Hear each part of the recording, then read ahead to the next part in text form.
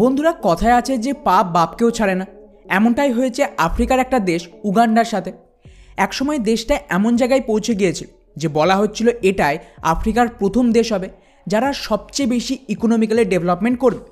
কিন্তু আজ পরিস্থিতি এমন জায়গায় এসে ঠেকেছে যে দেশটা আফ্রিকার সবচেয়ে দরিদ্র দেশগুলোর একটা হয়ে গেছে। আর এর পেছনের কারণ কি জানেন? ভারতীয় পপুলেশন যাদেরকে রাতারাতি এই দেশের সরকার দেশ ছাড়া করেছিল। যার দরুন কিছুদিন আগেই উগান্ডার প্রেসিডেন্ট সমস্ত ভারতীয়দের কাছে ক্ষমা চায় যে ভারতীয়দের দেশ থেকে তাড়িয়ে আমরা ইতিহাসের সবচেয়ে বড় ভুল করেছি, যার ফল আজ হারে হারে টের পাচ্ছে উগান্ডার প্রত্যেকটা মানুষ। ওরা এখন বুঝতে পারছে যে বিনা ভারতীয়দের সাহায্য ছাড়া আফ্রিকার এই দেশ কোনোদিনই এগোতে পারবে না, আর না ওরা নিজেদের ইকোনমি সামলাতে পারে। উদাহরণ হিসেবে এই রিপোর্টটা দেখুন। উগান্ডার প্রেসিডেন্ট ভারতে এসে গোটা বিশ্বের সামনে স্বীকার করে যে ভারতীয়দের দেশ থেকে তাড়িয়ে আমরা কত বড় ভুল করেছিলাম। পুরো বিষয়টিকে একটু ডিটেলসে বলি। আপনারা যদি খেয়াল করেন তাহলে ভারতীয় পপুলেশন পৃথিবীর একমাত্র এমন পপুলেশন যারা যেখানেই গিয়েছে তার ডেভেলপমেন্ট করে দিয়েছে। তা সে আমেরিকায় নাসার সায়েন্টিস্ট থেকে শুরু করে ওদের সমস্ত বড় বড় কোম্পানি সিও হোক, বা মালদ্বীপের ট্যুরিজম থেকে শুরু করে আফ্রিকায় বিজনেস তৈরি করা হোক, আমাদের টার্গেট কিন্তু একটাই, যেখানেই থাকো উন্নতি কর, নাকি সেই দেশের দখল নেওয়া। আর এটা ব্রিটিশরা ভালোভাবেই জানতো। তাই ব্রিটিশ শাসনের দরুন বড় সংখ্যায় ভারতীয়দের আফ্রিকায় নিয়ে যাওয়া হয় পুরো বিজনেস আর ওখানকার যে অ্যাডমিনিস্ট্রেশন তার কাজ চালানোর জন্য।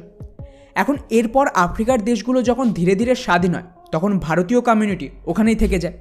আর এইরকমই উগান্ডাতে ভারতীয় কমিউনিটির মানুষরা থাকতো, যাদের ওপর বেস করে গোটা দেশের বিজনেস চলছিল। মানে সোজা ভাষায় ওখানকার বড় বড় ফ্যাক্টরি, চাষের জমি, বাগান, এই সমস্ত কিছু কিন্তু ভারতীয়রাই তৈরি করে এবং লাখ লাখ আফ্রিকার মানুষদের এখান থেকে রোজগার দেয়, এবং ওদের দেশের পুরো ইকোনমি ভারতীয়রাই চালাচ্ছিল। আর ভারতীয়রা এখানে কতটা গুরুত্বপূর্ণ ছিল তার আইডিয়া আপনি এর থেকেই পেয়ে যাবেন যে ভারতের পপুলেশন মাত্র 1%-এর আশেপাশে ছিল, কিন্তু দেশটার টোটাল 65% ট্যাক্স আসতো এই ভারতীয়দের থেকে।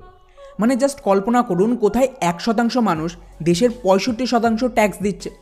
আর এই কারণে কিন্তু 1960 থেকে 65 সাল অবধি দেশটা ব্যাপক গ্রো করে। মুশকিল হলো 1970-এর দশকে দেশটায় এক উগ্রপন্থী সেনাপ্রধান আমিন ক্ষমতার দখল নেয় জোর করে। আর যেরকম মালদ্বীপের প্রেসিডেন্ট ভারতের বিরুদ্ধে একটা নতুন মহল তৈরি করেছে যাতে ভোট জেতা যায়, ঠিক তেমনিভাবে উগান্ডার ওই লিডার এটা প্রচার করে যে ভারতীয়রা ওদের দেশের সব কিছু দখল নিয়েছে, তাই ওদেরকে তাড়ালেই উগান্ডার মানুষ স্বাধীন হবে। আর এইভাবেই কিন্তু ওখানকার মানুষের সমর্থন জোগাড় করে। ব্যাস, রাতারাতি ওখানে যত ভারতীয় ছিল ওদেরকে মেরে কেটে দেশ থেকে তাড়িয়ে দেওয়া হয়। আর বাধ্য হয়ে ওরাও হয় ভারতে ফিরে আসে, তা না হলে ইউরোপ আর আমেরিকার মতন দেশে চলে যায়। ব্যাস, এরপরেই কিন্তু উগান্ডার সমস্ত বিজনেস, ফ্যাক্টরি, ফার্মল্যান্ড ছেড়ে ভারতীয়রা পালাতে না পালাতে ওদের সরকারের দখল নেয়। কিন্তু মুশকিল হলো ওরা ভারতীয়দের মতন বিজনেস রান করতে পারেনি, যার ফলস্বরূপ একের পর এক সমস্ত ফ্যাক্টরি বন্ধ হয়ে যায়, মানুষ কাজ হারায়। দেখতে দেখতে উগান্ডা আফ্রিকার সবচেয়ে গরিব দেশে পরিণত হয়, যার ফল আজও উগান্ডার প্রত্যেকটা মানুষ ভোগ করছে। এরপর আফ্রিকার এই দেশে পুনরায় গণতান্ত্রিক সরকার ফিরে আসতেই ওরা ভারতীয়দের ফেরানোর চেষ্টা করে, যার মধ্যে অনেকেই আবার আফ্রিকায় ফিরেছে, কিন্তু তাও আগের মতন দেশটা ঘুরে দাঁড়াতে পারেনি। আর এই কারণে এখন উগান্ডার প্রেসিডেন্ট ভারতে এসে ভারত সরকারের সাথে রিলেশন নর্মাল করছে, যাতে যত বেশি সম্ভব ভারত ওদের দেশে ইনভেস্টমেন্ট করে, ভারতীয়রা ওখানে গিয়ে নিজেদের বিজনেস রেডি করে। আর শুধু তাই নয়, এই রিপোর্টটা দেখুন। উগান্ডার প্রেসিডেন্টের মতে যারা নতুন করে উগান্ডায় ফিরে এসেছে সেই সমস্ত ভারতীয়রা কিন্তু অলরেডি 900-র বেশি ফ্যাক্টরি ওখানে তৈরি করে ফেলেছে, যার উপর নির্ভর করেই হাজার হাজার ফ্যামিলি বেঁচে রয়েছে।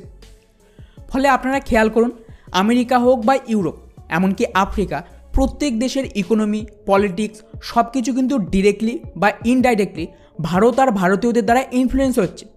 আর বলতে পারেন যে ভারত আবারও পুরনো আমলের মতন ধীরে ধীরে এই সমস্ত দেশে নিজেদের আধিপত্য তৈরি করছে, যা আগামী কিছু বছরে ভারতকে বিশ্বের সবচেয়ে শক্তিশালী দেশের স্ট্যাটাস দেবে।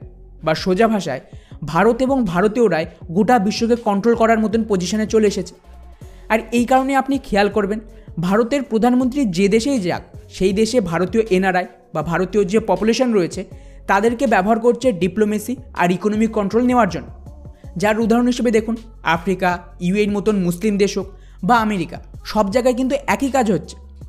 বাকি পুরো বিষয়টিকে নিয়ে আপনাদের কি মনে হয় নিচে অবশ্যই কমেন্ট করে জানাবেন। জয় হিন্দ।